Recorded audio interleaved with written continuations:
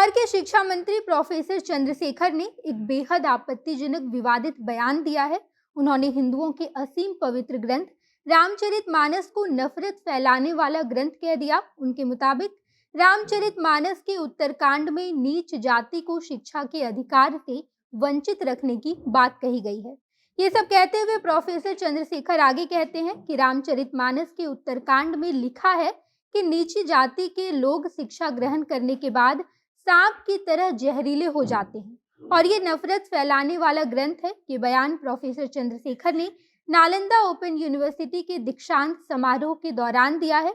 जैसे ही ये विवादित बयान लोगों के पास पहुंचा तो इस बयान ने बिहार के साथ साथ देश के सियासी राजनीति में तहलका मचा दिया और अब प्रोफेसर चंद्रशेखर की जीभ काटने पर 10 करोड़ का इनाम रखा गया है। रामचरितमानस पर विवादित बयान के बाद अयोध्या के महंत जगत गुरु परमहंस आचार्य ने इस पर अपनी प्रतिक्रिया जाहिर की और उन्होंने कहा कि बिहार के शिक्षा मंत्री ने जिस तरह से रामचरितमानस का अपमान किया है, इसके लिए उनकी जीभ को काट लेनी चाहिए और जो भी उनके जीभ को काट कर मेरे पास लाएगा मैं उसे 10 करोड़ रुपए का इनाम दूंगा। रामचरितमानस पर इतने आपत्तिजनक बयान के बाद शिक्षा मंत्री प्रोफेसर चंद्रशेखर की जीभ काटने पर 10 करोड़ रुपए का इनाम जानकर आप समझ ही गए होंगे कि इस बयान ने पूरे भारतवासियों को कितना आहत पहुंचाया है। वीडियो में सब कुछ हम आपको विस्तार से बताएंगे कि आखिर बिहार के शिक्षा मंत्री प्रोफेसर चंद्रशेखर ने इतनी आपत्तिजनक बात कैसे कह दी और अब रामचरितमानस का अपमान देश की राजनीति पर क्या कुछ असर डालेगा। इस वीडियो में सब कुछ हम आपको विस्तार से बताएंगे। उससे पहले नमस्कार, मैं नेहा चौधरी कैमरा पर्सन विशाल के साथ और आप देख रहे हैं जनता जंक्शन। ये पूरी घटना बीते दिन की है जब प्रोफेसर चंद्रशेखर बिहार की राजधानी पटना में नालंदा ओपन यूनिवर्सिटी के दीक्षांत समारोह में शामिल हुए थे और वहां पर वो दीक्षांत समारोह में छात्रों को संबोधित करने के दौरान रामचरितमानस को समाज को बांटने वाला ग्रंथ कह देते हैं। इतना ही नहीं बल्कि उन्होंने मनुस्मृति, रामचरितमानस और बंच ऑफ थॉट्स जैसी किताबों को जला देने को कहा। उन्होंने कहा कि इन किताबों ने नफरत फैलाई है। ये सारी किताब लोगों को कई साल पीछे धकेलने का काम करती है। इतना ही नहीं बल्कि शिक्षा मंत्री ये सब कहते हुए ये भी कह जाते हैं कि रामचरितमानस में कहा गया है कि निचले जाति के लोग शिक्षा हासिल करके जहरीले हो जाते हैं और निचले जाति को शिक्षा देना सांप को दूध पिलाने जैसा है।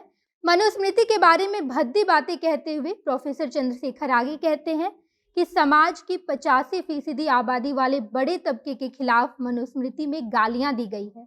सारे आपत्तिजनक बयान के बाद अंत में शिक्षा मंत्री चंद्रशेखर कहते हैं कि नफरत देश को कभी महान नहीं बनाएगा, देश को महान केवल मोहब्बत बनाएगी। यानी कि इतने सारे आपत्तिजनक विवादित बयान के बाद जब रामचरितमानस के बारे में आपत्तिजनक बातें कहकर पूरे सनातनियों का जब प्रोफेसर चंद्रशेखर अपमान कर देते हैं तो अंत में ये लाइन कहते हैं कि नफरत देश को कभी महान नहीं बनाएगी बल्कि देश को महान केवल मोहब्बत बनाएगी।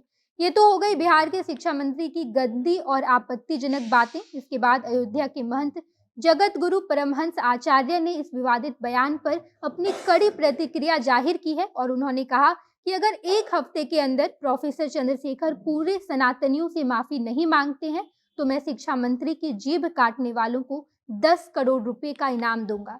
ये सब कहते हुए परमहंस आगे कहते हैं कि इस तरह की टिप्पणी रामचरितमानस के बारे में कभी भी बर्दाश्त नहीं की जाएगी। रामचरितमानस कभी भी तोड़ने की बात नहीं करता बल्कि वो तो जोड़ने वाला ग्रंथ है। रामचरितमानस मानवता की स्थापना करने वाले भारतीय संस्कृति का स्वरूप है। ये देश का गौरव है। इस पर इस तरह की टिप्पणी हरगिज बर्दाश्त नहीं की जाएगी। इस विवादित बयान के बाद भारतीय जनता पार्टी ने भी अपनी प्रतिक्रिया जाहिर की। बीजेपी के राष्ट्रीय प्रवक्ता शहजाद पूनावाला ने ट्वीट करके अपनी प्रतिक्रिया जाहिर की है। उन्होंने कहा कि शिक्षा मंत्री से पहले जगदानंद सिंह ने राम जन्मभूमि को नफरत की जमीन बताई थी, जिससे यह साफ तौर पर जाहिर होता है कि ये कोई संयोग नहीं है। गलती से या फिर किसी संयोगवश रामचरितमानस और राम जन्मभूमि के बारे में आपत्तिजनक बातें नहीं की गई है बल्कि ये सब वोट बैंक को बढ़ाने का तरीका है। यानी कि ये सारे बयान के बाद महागठबंधन हिंदू की आस्था को आहत पहुंचा रही है ताकि मुस्लिम वोट बैंक बढ़ाई जा सके।